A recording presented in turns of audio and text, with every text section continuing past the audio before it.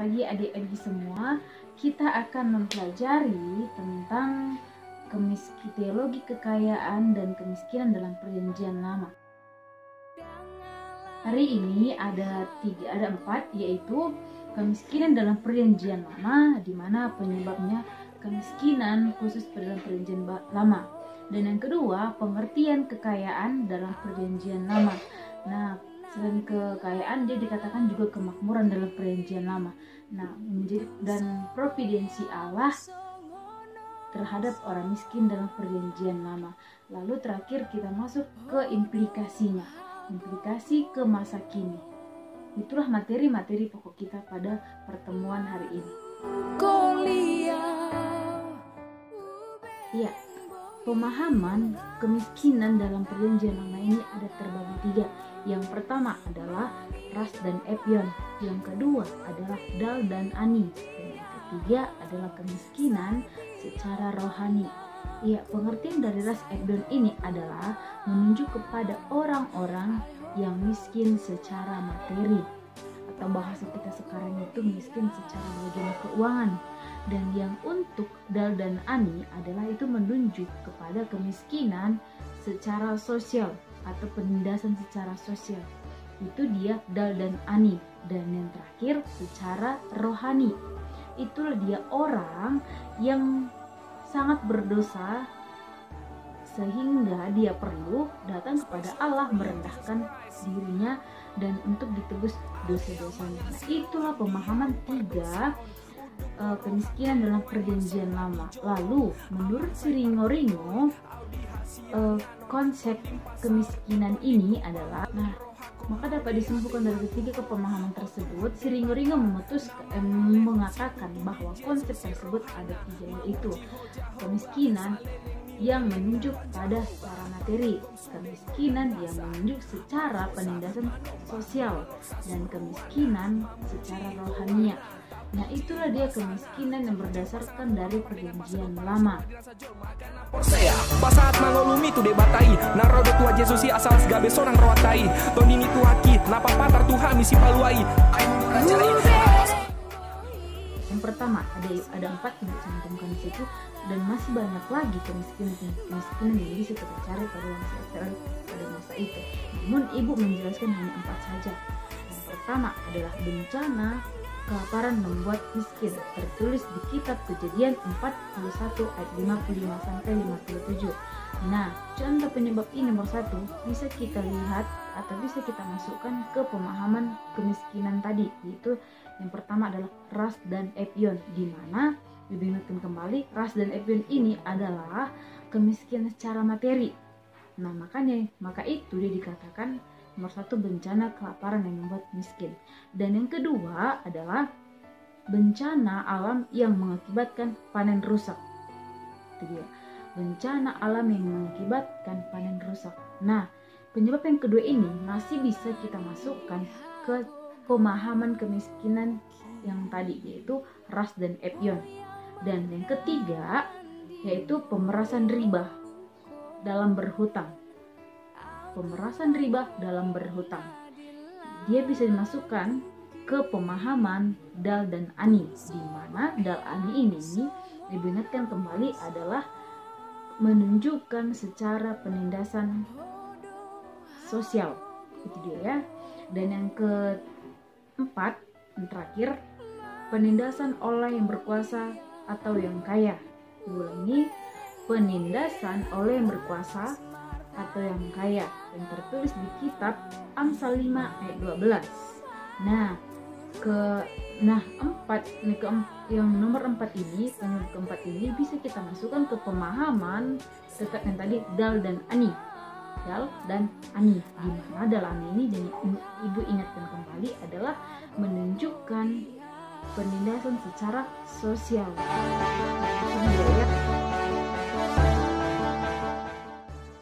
Pengertian kekayaan dalam Perjanjian Lama. Nah, berbicara tentang kekayaan, di mana pada saat itu orang Yahudi menganggap kekayaan itu adalah sebagai bukti berkat Allah, dan bisa kita lihat pada tokoh Alkitab, yaitu Abraham. di mana Abraham ini adalah orang yang kaya, dia memiliki ternak yang banyak dan emas yang banyak. Dan sampai pemazmur lainnya memuji kekayaannya, hartanya dan rumahnya. Itulah yang tertulis di dalam kitab Mazmur 112 ayat 1 sampai 3. Jadi ulangi lagi, kekayaan itu adalah bagi orang Yahudi suatu berkat yang diberikan Allah kepada mereka. Ya. Nah, ada lagi tokoh Alkitab yang benar-benar diberikan Allah kekayaan kepadanya. Tadi dikatakan kekayaan adalah suatu berkat yang diberikan Allah kepada mereka. Seperti kita lihat adalah Raja Salomo. Raja Salomo adalah raja yang sangat bijaksana, ya kan? Sangat bijaksana dan adil dan berhikmat. Gitu ya.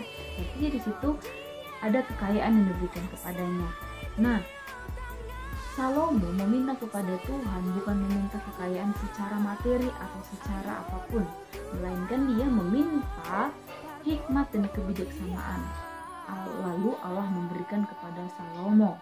Nah, itu yang disebut kekayaan pada perjanjian lama ini, yaitu kemakmuran dalam perjanjian lama. Nah, menurut pengajaran kontemporer itu bahwa kekayaan itu konsekuensi dari usaha menjalankan peraturan-peraturan Allah atau konsekuensi yang dijamin dari ketaatan. Providensi Allah, di mana providensi Allah ini adalah pemeliharaan terhadap semua ciptaannya yang berlangsung dalam kekekalan. Dan Allah juga menyediakan apa yang perlu bagi umatnya atau bagi ciptaannya seturut dengan kehendaknya, gunanya untuk agar umatnya ini mengarah kepada apa yang direncanakannya. Itu dia providensi secara providensi Allah. Nah, yang kedua, providensi secara khusus dapat dilihat dari nubuat-nubuat para nabi dan hikmat yang berasal dari Allah sebagai bentuk pemeliharaan dan pemerintahan kepada orang-orang yang hidup kemiskinan pada saat itu. Tujuannya providensi terbagi dua, yaitu providensi Allah secara umum dan providensi Allah secara khusus. Itu dia ya mengenai providensi. Implikasinya bagi kita adalah menjadi orang miskin dalam segi materi, dari segi sosial, dari segi rohani, haruslah kita tetap berpegang pada Tuhan atau tetap setia kepada Tuhan, karena bagaimanapun keadaan kita saat ini, senantiasa itu adalah pemeliharaan Allah bagi kita atau suatu bentuk ekstensi Allah kepada kita, karena Tuhan tidak akan membiarkan kita dalam keadaan kemiskinan seperti segi materi, sosial, rohani, atau dan lain-lainnya. Kita percaya bahwa providensi Allah itu lebih baik dan lebih akan diberikan kepada kita, dimana tujuannya untuk membentuk kita menjadi lebih baik. Itulah yang menjadi implikasi dari materi kita ini. Nah, tadi Ibu sudah menjelaskan tentang pengertian kemiskinan, penyebab kemiskinan, pengertian kekayaan, kemakmuran, providensi Allah, dan implikasinya. Apakah di antara adik-adik semua yang ingin bertanya atau kurang paham tentang materi kita ini, boleh dipertanyakan kepada Ibu. Ada anak yang bertanya tentang, Bu, apa itu yang dimaksud dengan kekayaan dan kemiskinan? Nah, ada lagi yang bertanya tentang 3 pemahaman tersebut. Lalu ada lagi yang bertanya, jelaskan pada zaman perjanjian lama tentang pengajaran kontemporer kekayaan. Lalu ada lagi yang bertanya, mengapa Allah memberikan kemiskinan pada umatnya?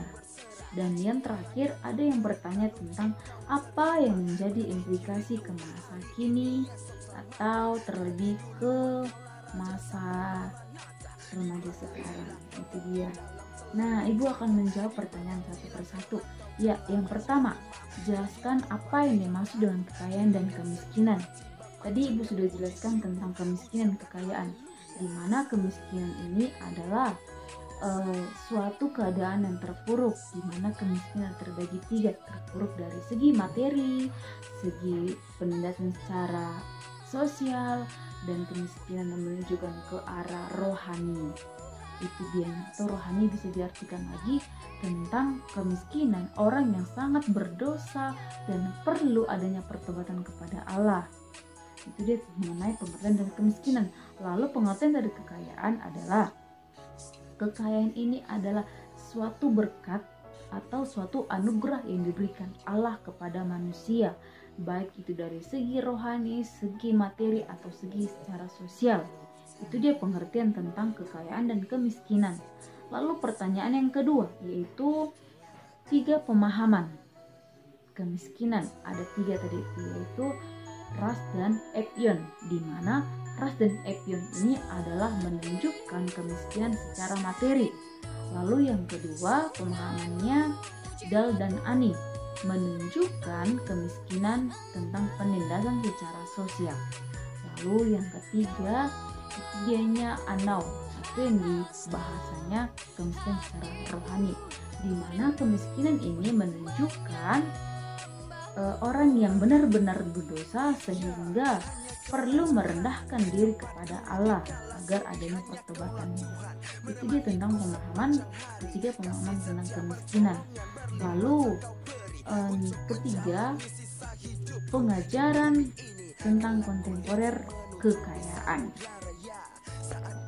Iya, mengenai pengajaran kontemporer dalam Perjanjian Lama adalah konsekuensi yang didapat dari menjalankan peraturan-peraturan Allah, atau konsekuensi yang dijamin saat menjalankan aturan-aturan perjanjian, baik bagi diri sendiri maupun masyarakat. Itu dia tentang pengajaran kontemporer Perjanjian Lama, ya. Dan pertanyaan selanjutnya adalah apa yang menjadi implikasi ke masa kini? Ya, implikasi ke masa kini adalah apapun keadaan kita, baik kita dalam kemiskinan atau kekayaan, tetaplah kita berpegang teguh. Dan terlebih-lebihnya dalam keadaan kemiskinan, kita harus berpegang teguh, karena dalam kemiskinan inilah suatu cara Tuhan untuk membentuk kita menjadi lebih baik, atau untuk membentuk kita ke rencananya. Ya, demikianlah implikasinya yang bisa kita ambil. Nah, terima kasih kepada pertanyaan-pertanyaan yang diberikan adik-adik kami. Dan apakah ada lagi yang ingin bertanya atau pas?